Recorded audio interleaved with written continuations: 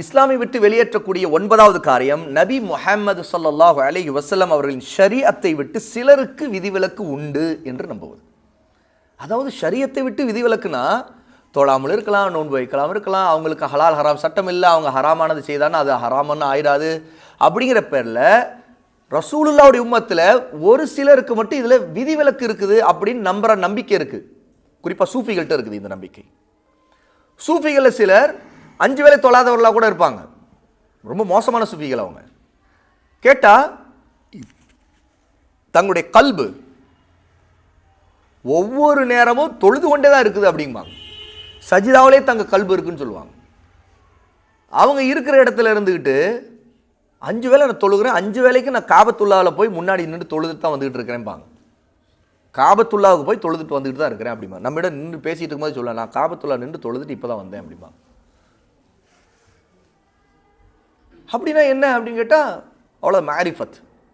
அதான் அல்லாவோடு நாங்கள் அல்லாவை அறிஞ்சிட்டோம், எங்களுக்கு இது விதிவிலக்கு இருக்குது, நாங்கள் வந்து பள்ளிவாசலுக்கு வர தேவையில்லை அப்படிம்பாங்க. ஆண்கள் தான் இவங்க. ஆனால் பள்ளிவாசல் இந்த ஷரியத் எங்கள்கிட்ட, இதில் விதிவிலக்கு எங்களுக்கு இருக்குது. நீங்கள் சாதாரண முஸ்லீம்கள், நாங்கள் அதை விட உயர்ந்த ஆன்மீகத்துக்கு போயிட்டோம், அந்த ஆன்மீகத்தில் நாங்கள் அல்லாவே பார்த்துட்டோம் அப்படிம்பாங்க. இந்த மாதிரியான பாதை இருக்குது, இது குஃப்ரின் பாதை. நபியவரின் ஷரியத் சட்டங்கள் சிலரை கட்டுப்படுத்தாது என்று நினைப்பது. உதாரணமாக நபி மூசா அலைஹிஸ்ஸலாத்து வஸ்ஸலாம் அவருடைய ஷரியத்திலிருந்து கிதுர் அலைஹிஸ்ஸலாத்து வஸ்ஸலாம் அவர்களுக்கு விதிவிலக்கு இருந்தது போல என்று நம்புவது. இதுக்கு என்ன ஆதாரம் கேட்டால் அவங்க என்ன சொல்லுவாங்க, மூசா அலைஹிஸ்ஸலாத்து ஷரியத்தில் கிதுர் அலைஹிஸ்ஸலாத்து வஸ்ஸலாமுக்கு விதிவிலக்கு இருந்துச்சுல பாருங்க. கிதுர் அலைஹிஸ்ஸலாத்து வஸ்ஸலாம் வந்து சில காரியங்களை செய்தாங்க இந்த பயணத்தில், மூசா போய் சந்தித்த நேரத்தில். அது எல்லாமே விதிவிலக்கு தானே. அப்போ மூசா அலைஹிஸ்ஸலாமுடைய சட்டம் அங்கே இல்லையே அவங்களுக்கு. அந்த மாதிரி எங்களுக்குன்னு ரசூலுல்லாவுடைய ஷரியத்தில் சட்டங்கள் சில இது இல்லை, விதிவிலக்கு இருக்குது அப்படிம்பாங்க. ஜினா கூட செய்வாங்க, ஷைத்தான் காரியங்களை செய்வாங்க. அந்த மாதிரி சிலர் இருக்கிறாங்க, ரகசியமாக இருப்பாங்க அவங்க. அப்போ அது செய்வாங்களே தவிர இதெல்லாம் நான் எனக்குள்ள சட்டம் வேறு உங்களுக்குள்ள சட்டம் வேறுபாங்க. யார் இப்படி நினைக்கிறார்களோ அவர்கள் காஃபிர்கள் தான். இப்படித்தான் வரவு மீறி சூஃபிகள் நம்புகிறார்கள் என்கிறேன்.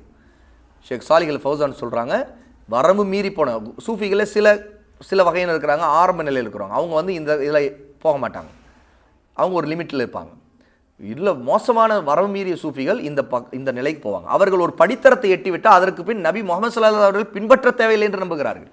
அவங்களுடைய நிலையில் என்னன்னு கேட்டால் ஒரு தரஜாவை நாங்கள் அடைஞ்சிட்டோம்னா அந்த தரஜாவுக்கு பிறகு நாங்கள் ரசூலுல்லாவை பின்பற்ற தேவையில்லை, ஏன்னா நாங்கள் அல்லாஹ்வோட இணைஞ்சிட்டோம் அப்படின்னு சொல்லுவாங்க.